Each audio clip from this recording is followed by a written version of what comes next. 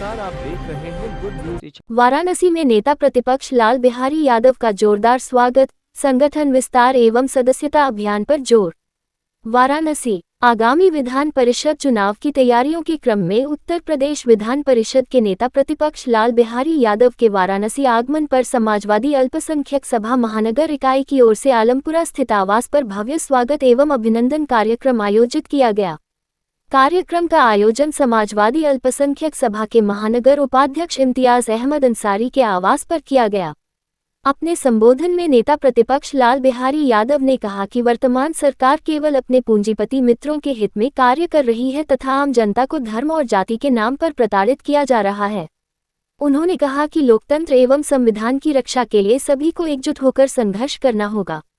कार्यक्रम की अध्यक्षता करते हुए महानगर अध्यक्ष अल्पसंख्यक सभा मोहम्मद हैदर गुड्डू ने कहा कि बंगाल चुनाव को देखते हुए कार्यकर्ताओं को बेहद सतर्क रहने की आवश्यकता है।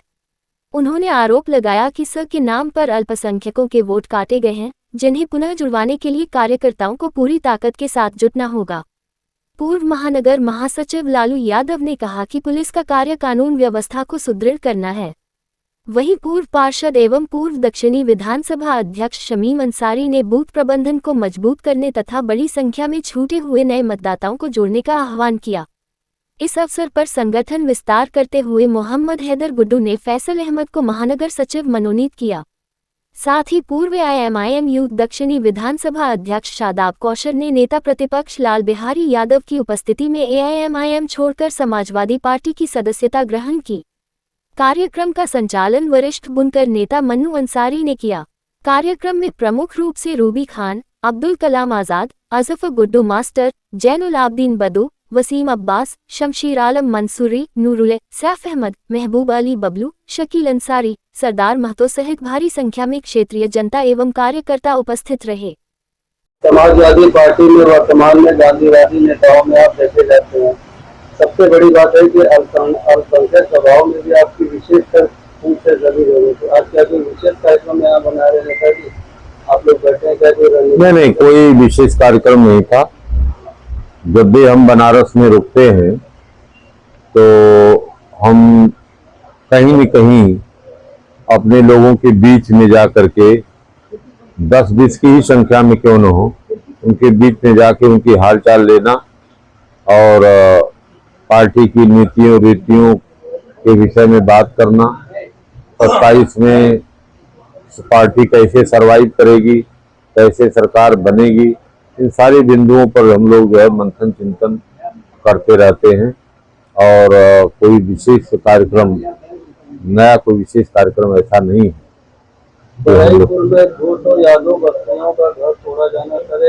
राजनीतिक एंगल के रूप में देखा जा रहा है, कैसे देखते हैं सर? क्या सही में कुछ राजनीतिक एंगल से तोड़ा जा रहा है? देखिए, सरकार तो ये चाहती है कि भारत देश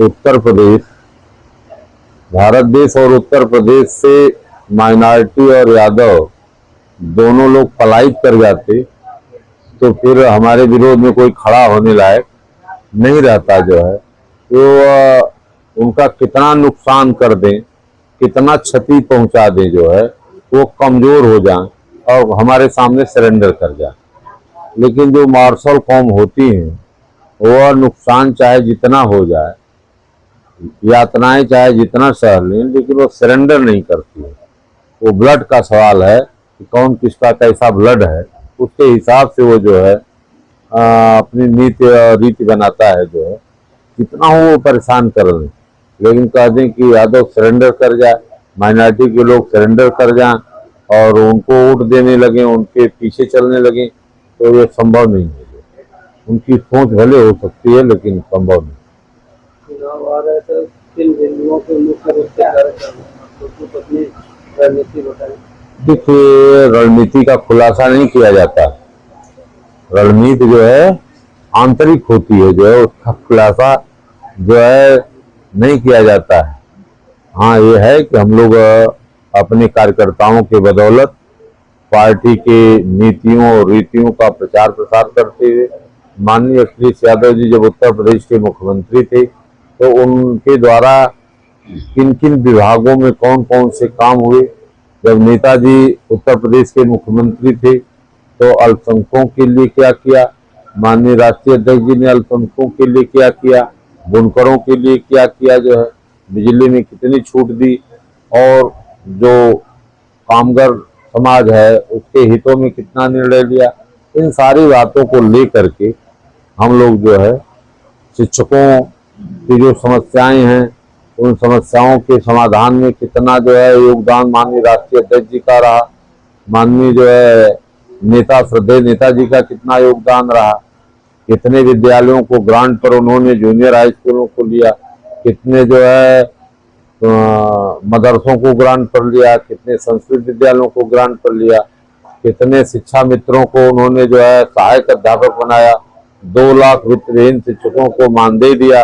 इन सब सारे सवालों को लेकर के जो है नेताजी ने नहर की जो है पानी की सिंचाई का जो है लगान जो है माफ कर दिया। जो है इन सारे सवालों को लेकर हम लोग जनता के बीच में जाएंगे और जनता इस समय पूरी तरह से त्रस्त है और इन सारे सवालों को लेकर के हम लोग जाएंगे और समाजवादी पार्टी को स्पष्ट बहुमत की सरकार उत्तर प्रदेश में बनाएगी, ऐसा हम लोगों को विश्वास है।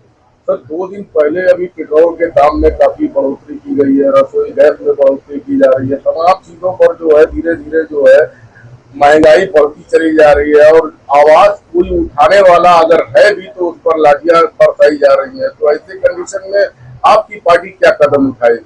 ये देखिए, हमारी पार्टी ही तो उत्तर प्रदेश में हर कदम पर लड़ रही है, और कौन लड़ रहा है? और किसी पार्टी का नाम है जो उत्तर प्रदेश में सरकार के हर कदमों पर, उनके गलत कार्यों पर, गलत नीतियों के खिलाफ जो है संघर्ष कर रहा हो, चाहे सदन में हो चाहे सड़क पर हो? हर जो है उनके गलत नीतियों का हम लोग जो है पर लड़ रहे हैं जो है। और जो ये महंगाई दिन प्रतिदिन बढ़ती चली जा रही है, इनकी विदेश नीति का एक खामियाजा है जो हमारे सरकार की, केंद्र की सरकार की जो विदेश नीति है, उस विदेश नीति के तहत जो है यह महंगाई बढ़ती चली जा रही है। जब पेट्रोल और डीजल के दाम जब बढ़ जाते हैं तो हर वस्तु के दाम जो है बढ़ जाएंगे, छोटी से छोटी, बड़ी से बड़ी हर चीज के दाम जो है बढ़ जाएंगे। इसलिए बढ़ जाएंगे कि जो भाड़ा है वो बढ़ जाएगा, जो है कैरियर करने का जो है किराया बढ़ जाएगा और सारी चीज जो है महंगी हो जाएगी जो है। अब इस पर सरकार कितना लगाम लगा पाती है, कितना सफल हो पाती है, मेरे समझ में तो नहीं आ रहा। अभी मैंने भारतीय जनता पार्टी के कुछ बड़े नेताओं का बयान सुन रहा था जो है, तो उनका ये कहना है कि मोटरसाइकिल से मत चलिए, 4 पहिया से मत चलिए, पैदल चलिए, साइकिल पर सवार होइए। तो जब साइकिलें पर सवार होना है तो जनता पूरी तरह से साइकिलें को जो है सवारी मान करके जो है चलेगी जो है, तो फिर कोई मतलब जो है आपका नहीं रह जाएगा जो है। जब यही एक लास्ट विकल्प साइकिलें है, जिसको आप भी बता रहे हैं और जनता जानती भी है और भारतीय जनता पार्टी की सरकार भी बता रही है कि अंतिम विकल्प साइकिल है, उसी से चलो जो है।